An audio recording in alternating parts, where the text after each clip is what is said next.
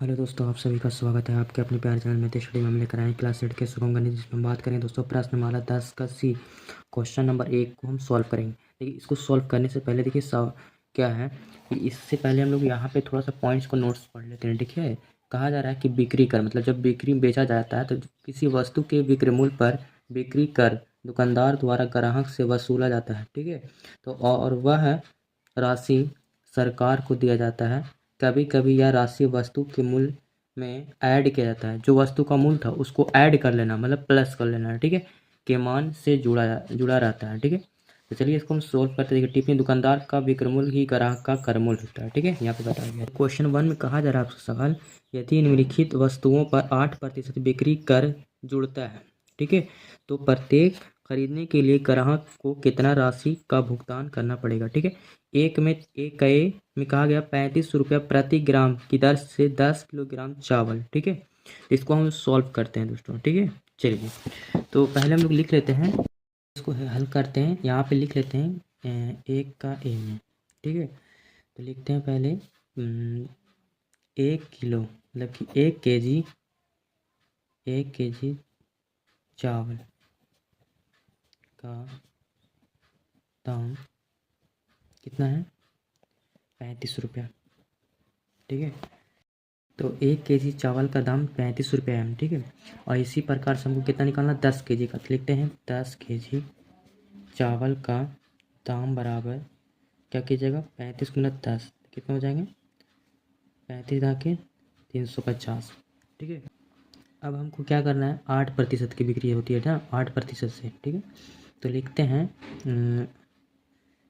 यहाँ पे भुगतान करने की बात किया जाए तो यहाँ पे लिखेंगे बिक्री कर।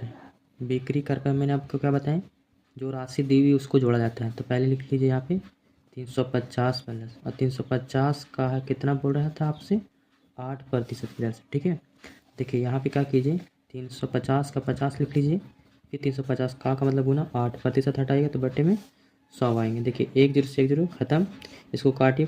देखिए 5 से अगर दूसरे काटते हैं, 5 दूना 10, अब 4 दूना 8। ठीक है, अब इसको काटिएगा तो 5 सत्ते 35। ठीक है, तो यानी आपका कितना हो गया, 350।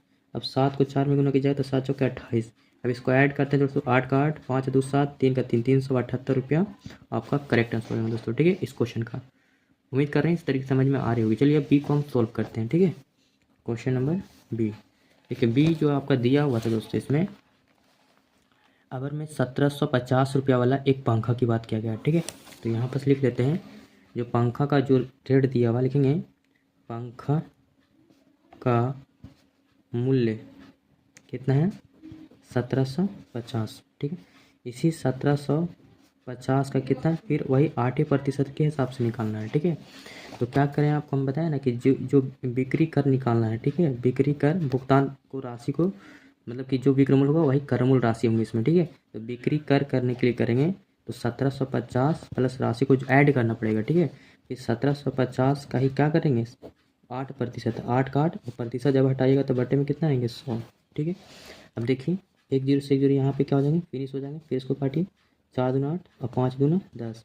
अगर इसको हम 5 से काटते हैं, देखिए 5 तिया 15, 2 बचे 5 5 25। ठीक है, देखिए तो 1750 प्लस 4 से गुना किया, 4 5 20, और 4 तिया 12, 12 2 14, मतलब यानी 140। 0 0 कितना हो जाएगा, 0, 5 4 कितना हो जाएगा, 9, और 7 एक कितना हो जाएगा, 8, 1 1, 1890 रुपये आपका करेक्ट आंसर होंगे दोस्तों। ठीक है, चलिए अब सी को हम सॉल्व करते हैं,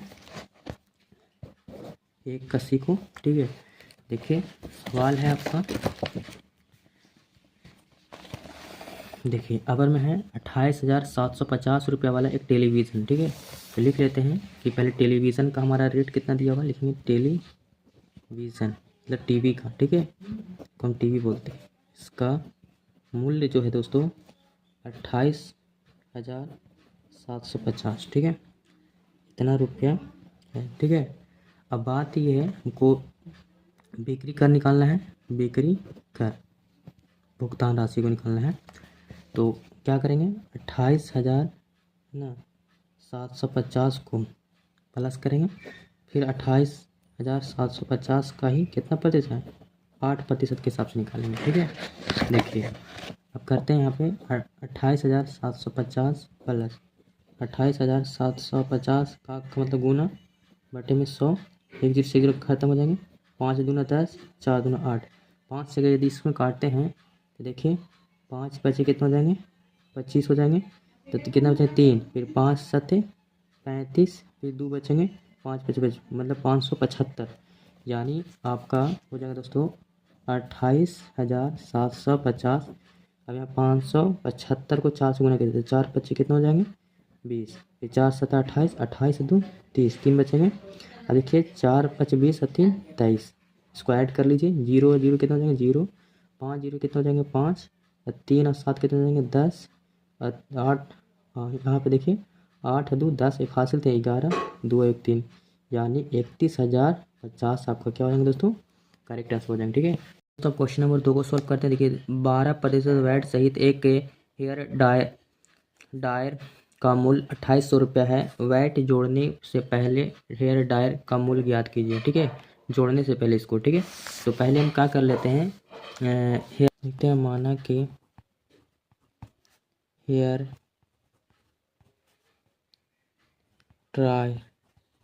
डायर का मूल्य मान लेते हैं 100 रुपया को। ठीक है, समझ रहे बात को, चलिए लिखिए। बेहतर ये है करेंगे दोस्तों कि जो हेयर डायर का मूल्य माने हैं, ठीक है, एक्स, इसको गुना करेंगे क्या, 12% वेट क्या हो जाता है बढ़ जाती है सहित के साथ।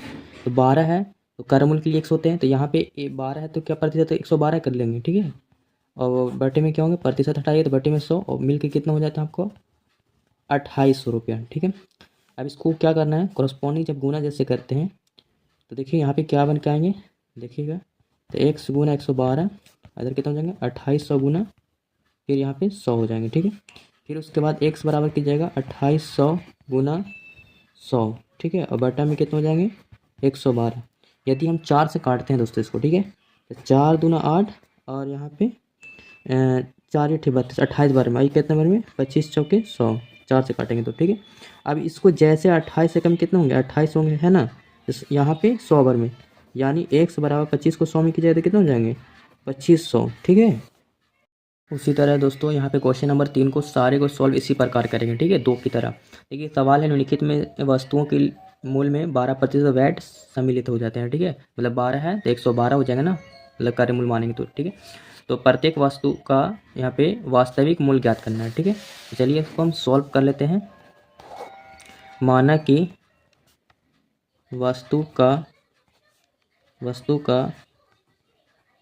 वास्तविक मूल्य बराबर x मान लिया। ठीक है, मान लेते हैं कि ये है। ठीक है, उसके बाद देखिए यहाँ पे क्या है, 12% की बात किया गया ना, और कितना है 140 रुपये वाला एक सीसी शैम्पू है। ठीक है, तो यहाँ पर देखिए लिखेंगे x गुना 12% है तो 112% होंगे, बटे में कितना हो जाएंगे 100, और कितना बन जाते हैं जाकर के 140, तो ये हमने लिख दिए। अब यहाँ पे करस्पॉन्डिंग गुना कीजिएगा तो x गुना 112 बटे में 1 लगा सकते हैं इसको, तो यहाँ पे 140 गुना कितने हो जाएंगे 100 हो जाएंगे। ठीक है, x बराबर कीजिएगा 140 गुना 100 हो जाएंगे, और बटा में कितना 112, 25 चौके 100, और ये 28 बार में कटेंगे। ठीक है, अब इसको यहाँ पर देखिए 14 एकम 14, मतलब यहाँ पे, और 14 गुना 28। ठीक है, फिर 2 बचे 10, यानी x बराबर 25 को 5 से करेंगे तो 25 25 125 रुपया आपका सटीक आंसर होंगे दोस्तों। ठीक है, ये हमारा कितना था 3 का a, 3 का b भी देखिए इसी तरीके से हम सोल्व करेंगे। देखिए 3 का b में कितना 4200 रुपया वाला एक कूलर है। ठीक है, तो इसको हम क्या कर लेंगे, फिर यहाँ पे वास्तविक मूल्य लिख लेंगे, वस्तु का वास्तविक मूल्य बराबर x मान है। ठीक है, अब देखिए दोस्तों यहाँ पे भी क्या करेंगे, x गुना 12 पे से बढ़ता है विधि बटे में कितना हो जाएंगे 100, और जाकर कितना हो जाता है आपका, यहाँ पे देख सकते हैं 4200 रुपया। ठीक है, तो यहाँ पे क्या करेंगे बराबर में 4200 लिख लेंगे। ठीक है, अब देखिए बटे में 1 लगा दी, कॉरस्पॉन्डिंग गुना कीजिएगा। ठीक है, तो ये बन के क्या आएंगे x गुना 12 तो इधर हो जाएंगे, देखिएगा लिखते हैं दोस्तों कि x गुना 112 बराबर 4200 गुना 100। ठीक है, यदि हम x बराबर करते हैं तो 4200 गुना 100 गुना में है तो 112 भागे में होंगे। ठीक है, अब इसको 4 से काटिए तो 28 बार में, काटेंगे तो 25 बार में कटेंगे। ठीक है, अब उसके बाद देखिए 7 से काटते हैं, देखिए 4 से काटते हैं। ठीक है, 4 से काट लेते हैं तो बेहतर रहेंगे, है ना, जब 7 से काटिए 7 चौके 28 और 7 छके 42। ठीक है, अब उसके बाद देखिए और कटेंगे, देखिए 4 से कटेंगे नहीं, देखिए 4 कम 4 और 2 4 15 चौके 60 होते हैं ना, मतलब 150 बार में, यानी x बराबर 150 गुना 25। 25 को 15 से गुना कर लेते हैं, है ना। देखिए 0 को बाद में छोड़ देंगे, ठीक है, बाद में लगा देंगे। तो ये 25 गुना 15 कर लीजिए, 25 5 125 हो जाएंगे पहले, फिर 25 से कम 25 5 5 2 7 1 3, यानी 37 5। अब 1 0 6 5 तो ये लिख दीजिए, तो कितना आ जाएगा आपका बनकर 3750 रुपये हो जाएंगे, ठीक है। चलिए अब उसी तरीके से यहाँ पे 3 का सी का सोल्व करते हैं, ठीक है। देखिए वही प्रतिशत वही रहेंगे, ठीक है, लेकिन अब अगर यहाँ पे देखिए 840 रुपये वाला एक कमीज है, ठीक है। तो चलिए इसी को हम सोल्व कर लेते हैं। माना कि वास्तविक मूल्य मान लीजिए, माना कि वस्तु का वास्तविक मूल्य बराबर x मानना, ठीक है, मान लेते हैं, ठीक है।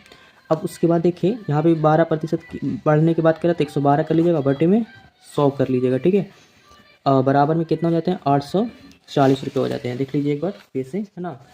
तो यहाँ पर देखिए अब बटे में 1 लगा दी, करस्पॉन्डिंग गुना कर लेते हैं, x गुना 112, इधर कितना हो जाएंगे 840 गुना 100, यानी x बराबर कीजिएगा तो 840 गुना 100 गुना में 112 भागे में, अब यहाँ पे 4 से काटिएगा तो 28 बार में हो गई, और इसको काटिएगा तो 25, ठीक है।